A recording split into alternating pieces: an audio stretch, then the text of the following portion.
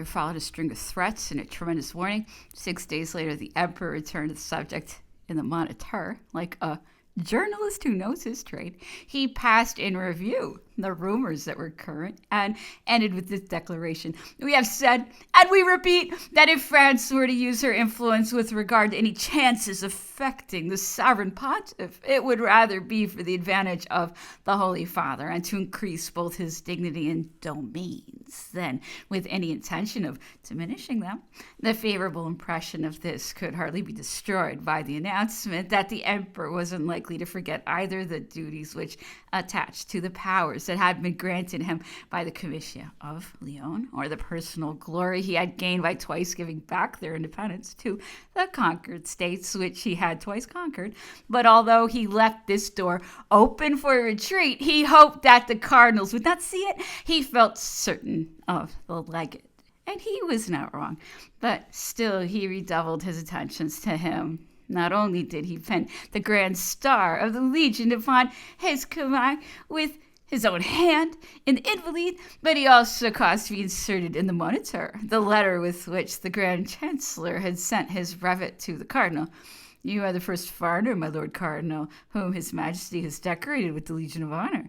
This distinction is justly due to the representative of the sovereign pontiff, to the illustrious prelate, the skillful politician, and statesman-like minister who has won the gratitude of France and the admiration of Europe." Finally, he personally wrote 2 letters from Pontebrique direct to the Pope on the 3rd of August.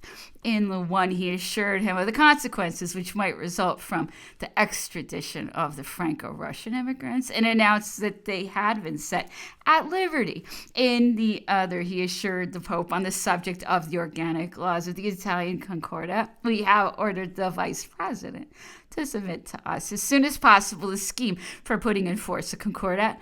Our intention is to examine rigorously every clause of it and to remove anything that might be prejudicial to what has been agreed on between us." Thus, in this political seesaw, which he thoroughly understood, he allowed the balance to be on the side of the Pope. At least, he made it appear so.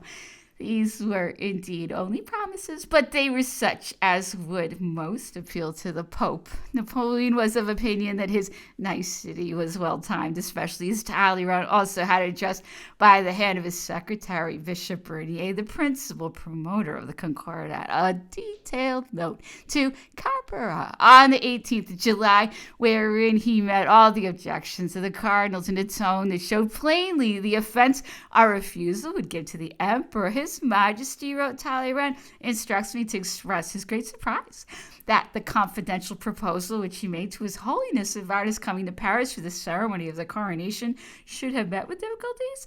And after enumerating the advantages which the Church would gain from his journey, so useful to religion, and after hinting that the organic articles were but one reason, though more for His Holiness's coming to France, the minister emphasized the sacred claims and the gratitude of the Church which the Emperor had displayed to the Holy See and all Europe, the reopened churches, the restored altars, the clergy and priesthood organized the endowment of chapters and foundation of seminaries, the 20 million set aside for the payment of ministers, the guaranteed integrity of the states of the Church, the cession of Pesaro, the fortress of St. Leon, and the Duchy of Urbino to His Holiness, the conclusion and ratification of the Italian Concordat, the rapidly proceeding negotiations for the Germanic Concordat, the re-establishment of the foreign missions, the deliverance of the Eastern Catholics from persecution, and the enforcement of their protection by the Divan.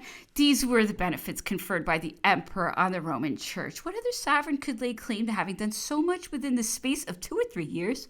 For vindication, Talleyrand passed on to meet the objections. Chief among these was the constitutional oath, but what had this oath to do in reality with His Holiness's journey? The taking of it was to constitute an entirely separate ceremony in the presence of the people and certain officials properly appointed by the government and the Senatus Consultum. Besides, why should a meaning be attached to this oath which it did not bear? Laws of the Concordat only meant the Concordat itself. Freedom of worship did not mean approval of the different creeds. Then, as to the assurances to be given, His Majesty undertakes to consider all claims in the subject of the organic articles with his usual justice and impartiality. The so-called constitutional bishops would be recalled to a sense of their proper duty.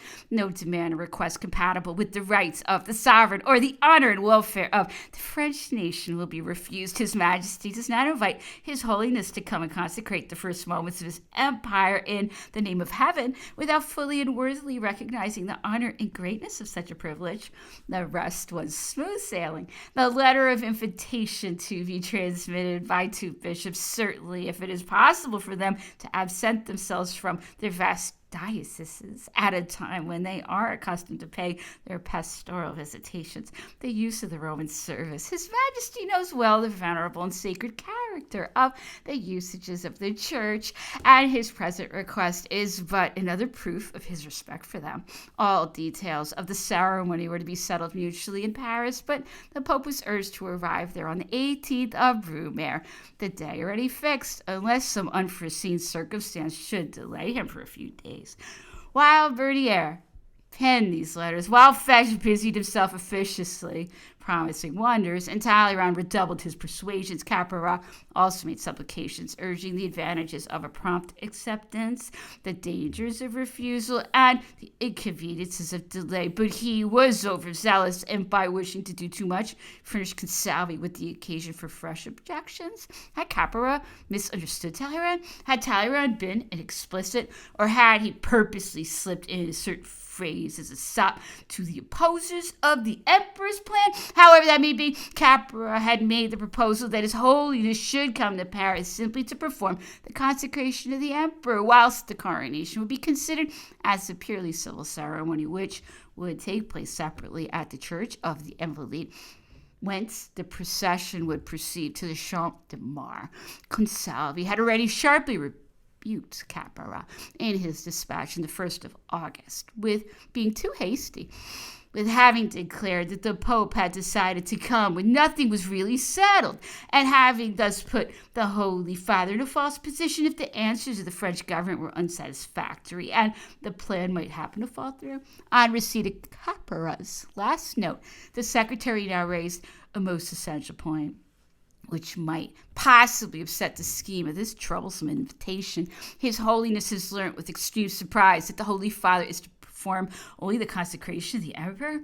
On the same day, he wrote to Fesch, who had at last succeeded in getting his finger in the negotiation. The Holy Father has been asked to travel to Paris to perform the ceremony of the coronation and the consecration. If he accepts the invitation, he insists that the ceremony shall not be abridged. Such an abridgment is directly contrary to the invitation which was first made to him. The secretary then exactly recapitulated the terms of the invitation and insisted on the coronation forming an integral part of the ceremony. It is sufficient, he said, to read through the service to perceive the importance which the emperors attached to receiving their crown, as well as their consecration from the Pope. They considered in their piety that the acceptance of this crown from the hands of Christ's vicar endowed them with special grace in ruling and governing their subject people with justice and foresight. Fesch, without any further instructions, hastened the same day to answer that there was no question separating the coronation from the consecration.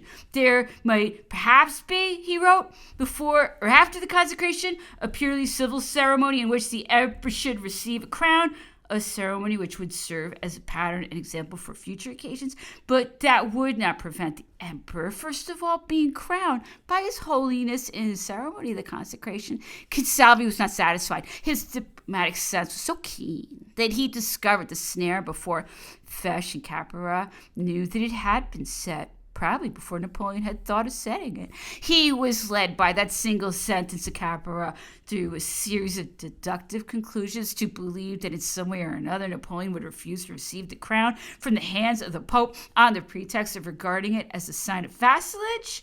Seeing, however, that there was an expectation of his preventing the journey, he determined that if it did please, the Church should reap the advantage and triumphantly behold the revolution in a humble and supplicating position before her. Accordingly, he wished the assurances given him by Fesch to be confirmed that perhaps disquieted him. He insisted on receiving from Paris a solemn and absolute pledge that the Pope should perform both the consecration and the coronation. Fesch answered stoutly that he was himself entrusted with the negotiations and could enter into any engagements, whereupon Consalvi, on the 16th of August, reiterated his criticisms of the scheme.